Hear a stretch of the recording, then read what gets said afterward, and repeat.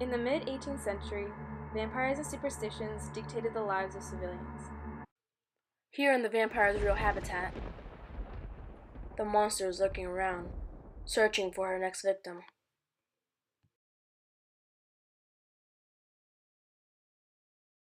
Throughout high school, I became profoundly interested in the idea and science behind the lives of supernatural creatures. As I continued my scholarly journey, I came to find I was especially interested in the more commonly known vampires, such as Dracula. While continuing my master's degree at Oxford, I began to expand my knowledge of them and their way of life. Through my advanced studies, I concluded that they mostly reside in modern Eastern Europe. Also, according to Freud, vampires are controlled by the id, the part of the brain that is possessed by primal instincts.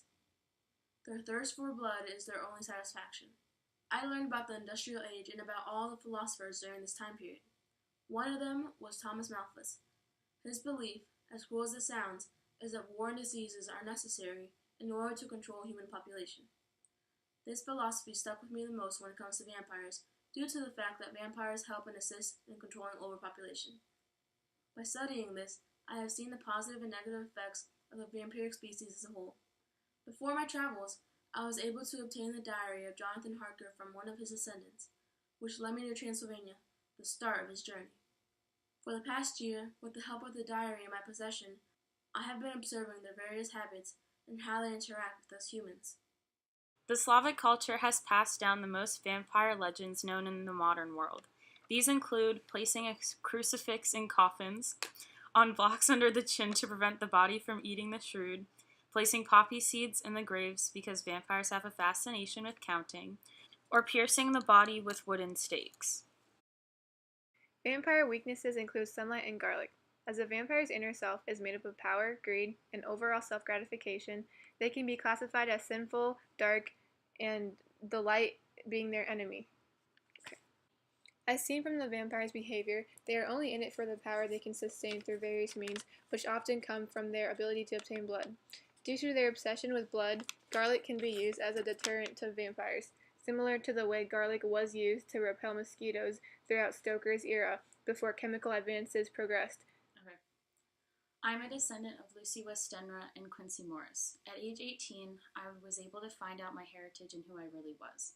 When I learned who my parents were, I went into more depth to find out where I came from. Let's start at the beginning. When I was born, my father, Quincy Morris, brought me back to America, which was his homeland. Throughout my search, I came across a gypsy, Sabina Yega.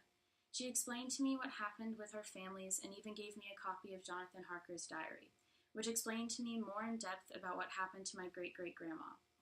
At first, I found it hard to believe, but with the compelling evidence of the diary, I changed my mind. Also, I was surprised to find out what had happened to my great-great-grandma. She suffered for a few weeks before officially getting turned into a vampire, dying by a wooden stake to the heart. This event established my hatred towards vampires. When reading the diary, Lucy seemed to be an innocent person caught in a world of pure evil and darkness. From being a history major at Harvard University, I have studied the Victorian era, and Lucy is the perfect example of a Victorian woman. A Victorian woman was supposed to be passive, loving, and caring for their husbands, which she did often. Mina and Jonathan Harker were my great-great-grandparents. I've heard the legends of my ancestors through the diary of Jonathan from my parents. When I was younger, I never believed in all the stories until I came across Harker's diary. The story behind the diary is quite simple, actually. You see, we have a tradition of passing it down from generation to generation in my family, and it was considered a sacred piece of family history. When I was older and wiser, I read the diary in its entirety and started to believe in the legends I was told continuously as a child. I found his predicaments in the castle very interesting. Since his diary took place during the Victorian era, Mina was portrayed as a strong, independent woman who cares about others and does what benefits the community rather than herself. In Victorian society, men were always looking out for the weaker sex, which was women, to protect them. The men in the diary think that Mina is a delicate being that would not be able to see all the horror and that it would haunt her forever. She later proved herself by setting other people's needs in front of her own. Furthermore, they have all seen Mina's strength, but the men cannot keep reverting back to society's norms during this time period and treat her like she's a fragile piece of glass. Soon after my 21st birthday, I received a call from Dr. Ackers. She revealed her interest in vampiric studies and observations to me, and I took an interest in it as well. I willingly relinquished Harker's diary to Ackers, and from what I know, she continues to use it in her work. My name is Amalia Corbus, and I'm the descendant of Van Helsing, the professor and the vampire hunter. My great-great-grandfather was highly educated and had advancements in medical knowledge and technology before other doctors did during the Victorian era. After the discovery of who I was, I tried to finish what my grandfather started. I went around the world to find others like me, those who wanted to rid the world of these foul beasts. Now, we go around the world hunting these beasts down with wooden stakes and holy objects. We believe that they feast on the fear of their prey. Over time, these vile monsters have become increasingly aware of their diminishing numbers and started being more careful about who they attack. Now, they attack with intelligence and precision, just like their ancestor Dracula. These creatures are dangerous, sinful bloodsuckers that need to be eradicated from this planet.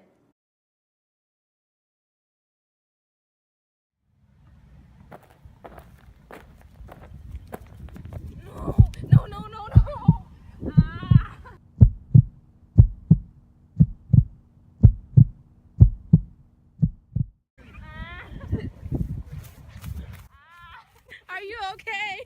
I just got bit. Doctor, I just got bit! You are now turning into a vampire. After vampires target their victims and poison them with the venom of their bite, the vampire gains energy. But on the other side, the victim is under the control of Dracula and is substantially becoming weaker by the second. The bite of the vampire strips away their humanity, and everything they love in their life starts to disappear.